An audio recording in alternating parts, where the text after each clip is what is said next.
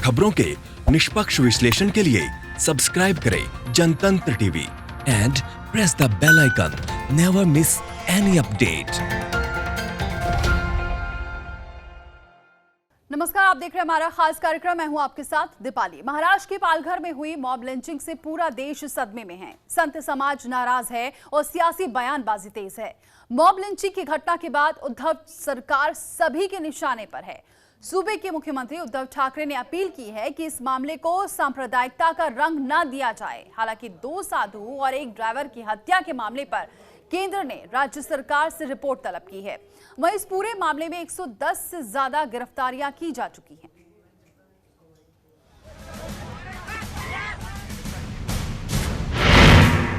महाराष्ट्र के पालघर में भीड़ का रक्त चरित्र।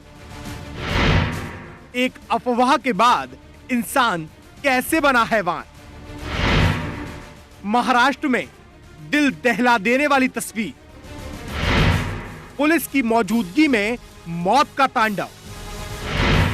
सवालों के घेरे में उद्धव की पुलिस और सरकार।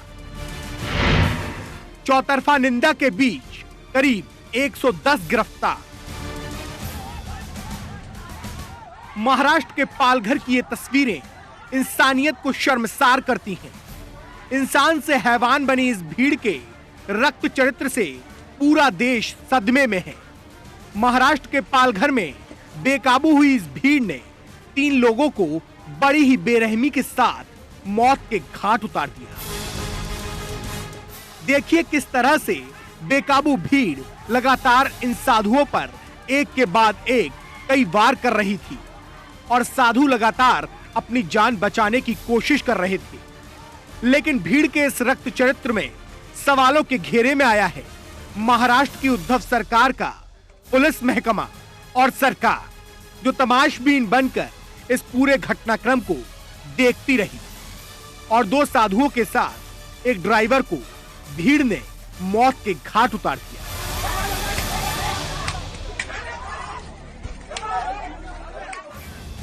महाराष्ट्र के पालघर जिले में जूना अखाड़े के 2 साधुओं समेत ड्राइवर की निर्मम हत्या के इस मामले में पुलिस के 2 अफसरों को सस्पेंड कर दिया गया है। हत्या के मामले में 110 लोगों को गिरफ्तार किया गया है। गिरफ्त में आए सभी लोगों के खिलाफ गंभीर धाराओं में केस दर्ज किए गए हैं।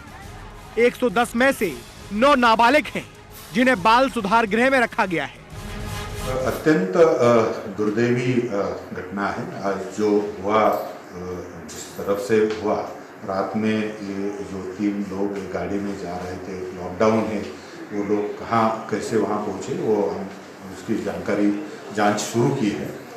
लेकिन जब घटना के स्थल में जब जो छोटा सा वीडियो एक देखने को आया है, तो इसमें लग रहा है कि गांव वालों ने वो जो गाड़ी थी उसको पलट दिया था, उसकी कांचें तोड़ी थी, वहाँ वो उनके हाथ में लकड़ी थी, उनके हाथ में कुछ बाकी के वेपन्स थे। लेकिन पुलिस के गाड़ी में डालने के बाद भी वो लोगों ने फिर जोर से अटैक किया, जिसमें पुलिस भी जख्मी हो गए और वो दोनों लोगों ने वो उनको वहाँ बहुत मार देने के बाद जब वो पुलिस हम हॉस्पिटल लेके आए, तो हॉस्पिटल में आने के बाद आते हुए ही उनकी देहांत हुआ था, ऐसा रिपोर्ट डॉक्टर से आ रही है। अभी पूरी अगली जो जांच है वो एसपी और उनकी टीम कर रही है। पालघर की इस घटना के बाद पुलिस ने करीब 110 लोगों की गिरफ्तारी की है। हालांकि इस घटना के बाद पूरा देश गुस्से में है। खासकर पालघर में साधुओं की हत्या के बाद संत समाज काफी आक्रोश में है। अखिल भारतीय अखाड़ा परिषद के अध्यक्ष महंत नरेंद्र गिरी ने घटना को लेकर सरकार को चेतावनी दी है कि अगर हत्यारों पर कार्रवाई नहीं हुई तो महाराष्ट्र सरकार के खिलाफ आंदोलन होगा। कि लॉकडाउन के कारण बैठक नहीं कर पा रहे हैं हम लोग। जैसे लॉकडाउन खत्म होगा, हमारी बात महामंत्री से हुई है, सभी पदाधिकारियों से हुई है, सब उत्तेजित हैं। 3 तारीख के बाद हम लोग प्रयास करेंगे कि सबको एक साथ लेकर के महाराष्ट्र सरकार को घेरेंगे, कूच करेंगे और कार्रवाई की मांग करेंगे। नहीं तो जबरदस्त वहां आंदोलन करेंगे, सरकार के खिलाफ आंदोलन चलाएंगे। तो एक तरफ इस घटना को लेकर संत समाज आक्रोश में है, वहीं दूसरी तरफ इस मामले को लेकर राजनीति भी गर्मा गई है। महाराष्ट्र के पूर्व मुख्यमंत्री देवेंद्र फडणवीस का कहना है कि पालघर में मॉब लिंचिंग घटना का वीडियो हैरान कर देने वाला है और अमानवीय भी है।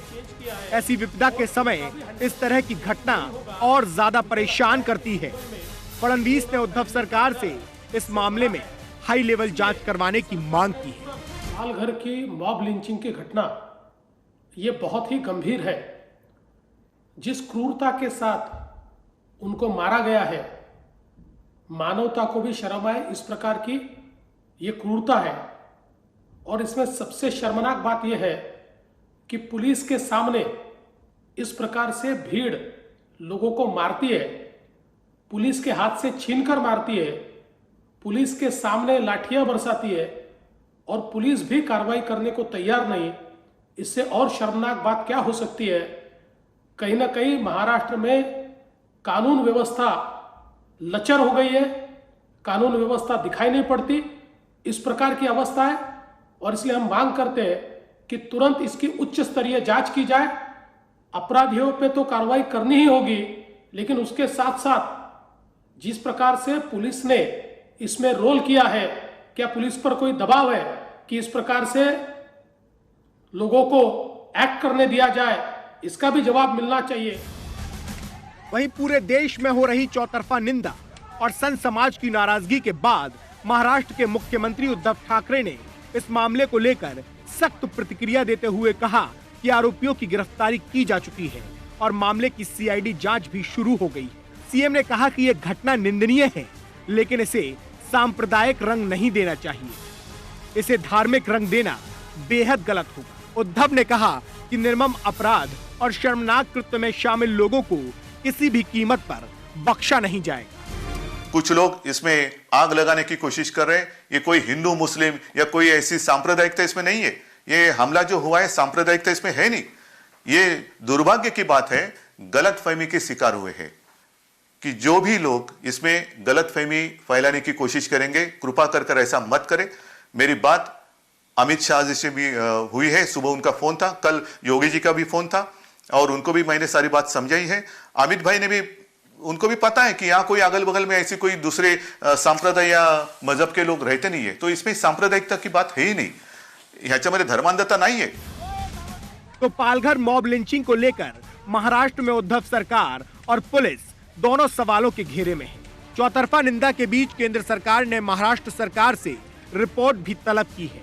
साथ ही उद्धव ने इस सिलसिले में गृह मंत्री अमित शाह और यूपी के सीएम योगी आदित्यनाथ से बात भी की है।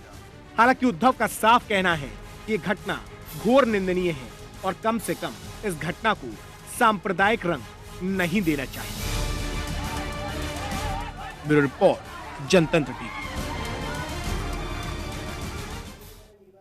तो देखा आपने किस तरह से महाराष्ट्र के पालघर में भीड़ हिंसक हुई और 3 लोगों का काल बन गई, लेकिन हुआ ये क्यों, ये बड़ा सवाल है जिसको लेकर सीआईडी मामले की पड़ताल कर रही है। लेकिन इस रात क्या हुआ ये दिखाते हैं हम आपको इस रिपोर्ट के जरिए।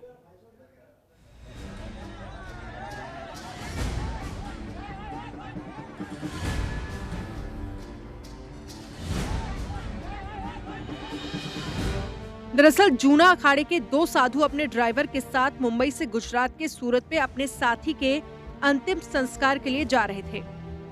तभी पालघर के एक गांव में गांव वालों ने इन्हें डकैत समझकर पीट कर मार डाला। ये तीनों मुंबई के कांदीवली इलाके के मारुति इको कार में सवार होकर सूरत के लिए निकले थे।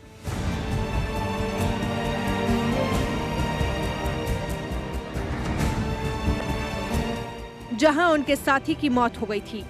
दोनों साधुओं को ही उनका अंतिम संस्कार करना था। अब इनकी गाड़ी महाराष्ट्र गुजरात बॉर्डर पर पहुंची तो पुलिस ने उन्हें रोककर वापस भेज दिया। इसके बाद तीनों ने अंदरूनी जंगल वाले रास्ते से होकर आगे बढ़ना तय किया। इस बीच पालघर जिले के कई गांवों में अफवाह फैल गई कि लॉकडाउन का फायदा उठाकर अपराधी तत्व बेखौफ होकर चोरी डकैती को अंजाम दे रहे हैं। लोगों का अपहरण कर उनकी किडनी निकाल रहे हैं। इस अफवाह के चलते गांव वालों ने बिना कुछ सोचे समझे इनकी गाड़ी देख इन पर हमला कर दिया और गाड़ी को पलट दिया।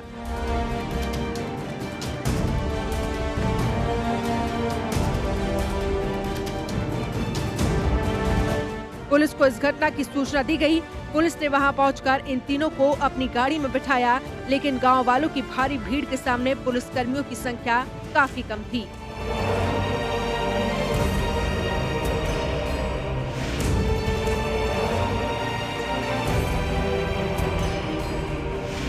इसीलिए तीनों घायलों को छोड़कर पुलिसकर्मी अलग हो गए। इसके बाद गुस्साई भीड़ ने इन्हें पीट कर मार डाला। ब्यूरो रिपोर्ट, जनतंत्र टीवी।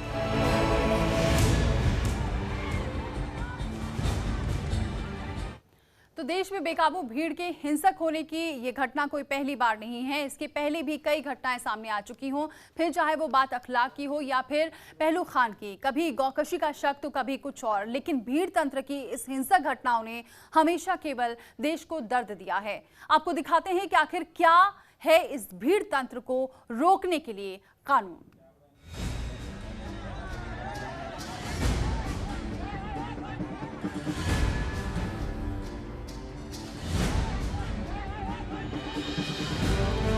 हिंदुस्तान में मॉब लिंचिंग की घटनाएं थमने का नाम नहीं ले रही हैं।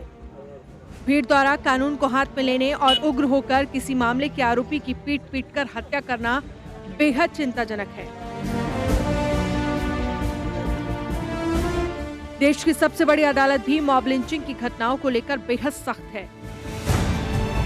तहसीन पूनावाला के इस मामले की सुनवाई के दौरान सुप्रीम कोर्ट मॉब लिंचिंग की घटनाओं को रोकने के लिए केंद्र सरकार और राज्य सरकारों के लिए गाइडलाइन तक जारी कर चुकी है। इस दौरान सुप्रीम कोर्ट ने कहा था कि सुप्रीम कोर्ट के निर्देश, हर नागरिक के जीवन की रक्षा करना सरकार का कर्तव्य है। संविधान के अनुच्छेद 21 में हर नागरिक को जीवन का अधिकार है। कानून के बिना किसी के जीवन को छीना नहीं जा सकता है। किसी ने अपराध किया है तो उसको कानून ही सजा दे सकता है। साफ है, अगर कोई व्यक्ति किसी मामले में आरोपी है तो उसको सिर्फ कोर्ट ही न्यायिक प्रक्रिया का पालन करते हुए दोषी ठहरा सकता है और सजा दे सकता है। अदालत के सिवाय किसी अन्य व्यक्ति या संस्था या समूह को किसी अपराध के आरोपी व्यक्ति को दोषी ठहराने और सजा देने का अधिकार नहीं है, और अगर कोई ऐसा करता है तो वो सजा का हकदार है। आपको दिखाते हैं क्या है भीड़ तंत्र से निपटने के लिए कानून। मॉब लिंचिंग में आईपीसी की धारा 153A के तहत मामला दर्ज होता है।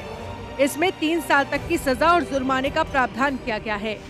इसके अलावा धारा 34, 147, 148 और 149 के तहत कार्रवाई की जाती है। अगर भीड़ पीट कर हत्या कर देती है तो 302 का मुकदमा दर्ज होता है। हिंसा में मौत हो जाने पर सभी लोगों को हत्या का दोषी माना जाता है। ऐसे मामलों में आरोपियों को फांसी या उम्र कैद की सजा दी जाती है। तो भीड़ तंत्र से निपटने के लिए सख्त कानून मौजूद है। बावजूद लगातार इस तरह के मामले सामने आना हमारी व्यवस्था पर सवाल खड़े करता है। हालांकि सुप्रीम कोर्ट इसे लेकर कई बार नाराजगी जाहिर कर चुका है। दिखाते हैं ऐसे मामले को लेकर क्या है सुप्रीम कोर्ट की गाइडलाइन। देश के सभी जिलों में एक नोडल अधिकारी की नियुक्ति की जाए। ये अफसर एसपी रैंक या उससे ऊपर के रैंक का अधिकारी होना चाहिए। मॉब लिंचिंग रोकने के लिए स्पेशल टास्क फोर्स का गठन किया जाए। भड़काऊ बयान, सोशल मीडिया और फेक न्यूज पर नजर रखी जाए। राज्यों के डीजीपी और गृह विभाग इसे लेकर नियमित बैठक भी करें।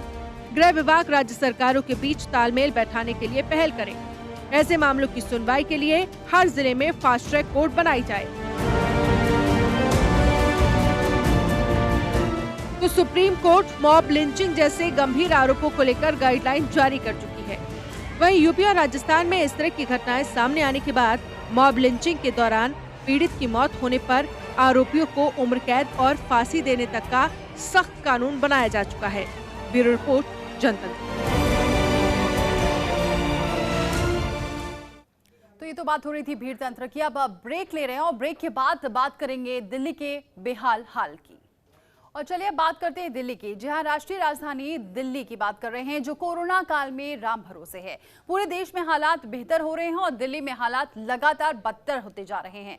दिल्ली में एक तरफ कोरोना के केस बढ़ रहे हैं तो वहीं दूसरी तरफ इलाज के साथ ही 2 वक्त की रोटी के लिए मजदूर बेहाल है। दिल्ली सरकार भले ही कितने भी दावे कर ले, लेकिन हालात क्या हैं इस रिपोर्ट में देखिए। कोरोना के दर्द से करा रही दिल्ली। केजरीवाल सरकार की खोली पोल। न मरीजों का इलाज, न गरीबों को खाना। केजरीवाल ने छूट देने से भी किया इनकार। देश की राजधानी दिल्ली कोरोना का हॉटस्पॉट बनी हुई है। दिल्ली में कोरोना को लेकर हालात बहुत खराब हैं और इसे देखते पहले अपनी कमजोरी को छिपाते हुए जमात पर ठीकरा फोड़ने वाले दिल्ली के मुख्यमंत्री केजरीवाल अभी कुछ कह पाने की स्थिति में नजर नहीं आ रहे हैं। कोरोना के मामले भी बढ़ रहे हैं और दिल्ली में हॉटस्पॉट की संख्या भी लगातार बढ़ती जा रही है। ऐसे में केजरीवाल का कहना है कि दिल्ली में लॉकडाउन में कोई ढील नहीं दी जा सकती, क्योंकि अगर ढील दी तो स्थितियां और भी खराब हो जाएंगी। लेकिन बड़ा सवाल उठता है कि स्थितियां सुधरे क्या? इसके लिए केवल लॉकडाउन के भरोसे ही बैठा जा सकता है, क्योंकि पहले राहुल गांधी और फिर WHO भी इस बात को दोहरा चुका है कि लॉकडाउन एक पॉज हो सकता है, लेकिन इससे कोरोना का समाधान नहीं होगा। तो फिर किस इंतजार में है केजरीवाल? क्योंकि जो केजरीवाल दिल्ली में लोगों को बेहतर इलाज और खाना देने का दावा कर रहे हैं, उनके दावों की पोल खुल रही सोशल मीडिया पर वायरल हो रही ये वीडियो। इस वीडियो में सरकारी हॉस्पिटल की बदहाली की कहानी बयां कर रही एक बेटी और उसकी मां। जहांगीरपुरी के जी ब्लॉक हाउस नंबर 516 में रहने वाला ये परिवार बेहद परेशान है। इस बेटी के पिता अरविंद गुप्ता LNJP हॉस्पिटल में भर्ती हैं, लेकिन कोई टेस्टिंग नहीं हुई, किसी डॉक्टर ने उन्हें चेक नहीं किया। नमस्कार, मैं प्रतिभा गुप्ता दिल्ली में रहती हूँ, जहांगीरपुरी में जी ब्लॉक। मेरे फादर को 16 की रात को 2 बजे उनको वो 2 मिनट के लिए बेहोश हो गए, तो हम लोग उन्हें फोर्टिस हॉस्पिटल ले गए शालीमार बाग। वहां पर डॉक्टर्स को थोड़ा डाउट हुआ तो उन्होंने कोरोना का टेस्ट करा एंड ही टेस्टेड पॉजिटिव। उसके बाद हमसे बिना पूछा हमारी कोई राय नहीं ली गई। उन्होंने कहा कि सरकार के ऑर्डर है, उन्होंने उनको लोकनायक हॉस्पिटल में शिफ्ट कर दिया, लोकनायक जयप्रकाश हॉस्पिटल। 18 तारीख को शाम को करीब 8-9 बजे 2-3 घंटे के बाद वेट करने के बाद एम्बुलेंस में उन्हें एडमिशन दिया गया। एडमिशन के बाद अगले दिन तक 12 बजे तक उन्हें कोई खाना पानी कुछ भी नहीं दिया गया। अगले दिन 9 बजे उन्हें ब्रेकफास्ट मिला। वो शुगर के और हाइपरटेंशन के मरीज हैं, उनको खाना नहीं मिलता है तो उनका ग्लूकोज लेवल वैसे ही बढ़ जाता है। उसके बाद आप देख लीजिए आज क्या तारीख है, आज 20 तारीख है और आज सुबह 5 बजे उनका फोन आया है कि वो उनको 102 बुखार है और उनसे बिल्कुल उठा भी नहीं जा रहा है। और उन्होंने फिर भी साथ के लोग जो वहां पे वार्ड में है उनको कहा, नर्सेस को कहा, बट कोई वहां पे रिस्पॉन्ड नहीं कर रहा है। उनको कल बोला गया वहां पर कि उन्हें क्वारंटाइन फैसिलिटी में लेकर जाया जाएगा नरेला, और उन्होंने उसके लिए 9 घंटे वेट करा। सुबह 2 बजे से लेकर रात को 1:30 बजे उनका फोन आया कि अब लेट हो गया है, तो हॉस्पिटल में बोल रहे हैं कि कल लेकर जाएंगे। कभी कुछ कहते हैं, कभी कुछ कहते हैं, हमें मिलने नहीं दे रहे। वहां पर उनकी बिल्कुल केयर नहीं होती। परसों से अभी तक उनको डॉक्टर ने नहीं देखा है। सुबह उनका फोन आया कि मेरे को 102 बुखार है, मुझे कहीं प्राइवेट लेके जाओ प्लीज, हमारी मदद करें। अगर केजरीवाल साहब CM दिल्ली के देख रहे हैं, मिस्टर नरेंद्र मोदी देख रहे हैं PM, तो प्लीज इसको एक्नॉलेजमेंट लें। जो न्यूज में दिखाया जा रहा है और जो ग्राउंड रियलिटी है उसमें बहुत फर्क है। तो देखा आपने किस तरह से केजरीवाल सरकार की व्यवस्थाओं की पोल खोल रही ये वीडियो। उम्मीद है कि इस वीडियो के बाद दिल्ली सरकार की नींद खुलेगी और लोगों को सही इलाज मिलेगा। हालांकि बड़ा सवाल ये है कि कोरोना से जंग के बीच अन्य मरीजों को घर में कैद करने वाले केजरीवाल के पास उनके स्वास्थ्य को लेकर क्या विकल्प है। तो बड़े बड़े दावों और स्वास्थ्य सुविधाओं के साथ मोहल्ला क्लिनिक जैसी योजनाओं का डंका पीटने वाले केजरीवाल के सामने कोरोना बड़ी चुनौती है, लेकिन उससे निपटने के लिए दिल्ली किसके भरोसे है, ये बड़ा सवाल है। क्योंकि पिछले दिनों पलायन की तस्वीर को भी दिल्ली ने देखा है, फिर चाहे बात आनंद विहार की हो या फिर यमुना घाट की, जहां सैकड़ों की संख्या में मजदूर पलायन के लिए जुटे थे और उसका एक और एकमात्र कारण था दिल्ली सरकार की अव्यवस्थाएं और रणनीति की कमी। ब्यूरो रिपोर्ट, जनतंत्र टीवी। बिल्कुल बीच में जिस तरीके से दिल्ली के हालात बेहतर हो रहे थे, उससे यही उम्मीद लगाई जा रही थी कि हालात और बेहतर होंगे और सरकार इस पर और अच्छे से काम करेगी। लेकिन जिस तरीके से आंकड़े लगातार बढ़ रहे हैं और इस पर फिर सरकार का ये कहना कि हम इंतजाम तो कर रहे हैं लेकिन ज़मीनी हकीकत कुछ और कहती है, तो ज़रूर यहाँ पर सवाल खड़े होते हैं। फिलहाल इतना ही, लेकिन खबरों का सिलसिला जारी है। खबरों के निष्पक्ष विश्लेषण के लिए सब्सक्राइब करें Jantantra TV and press the bell icon. Never miss any update.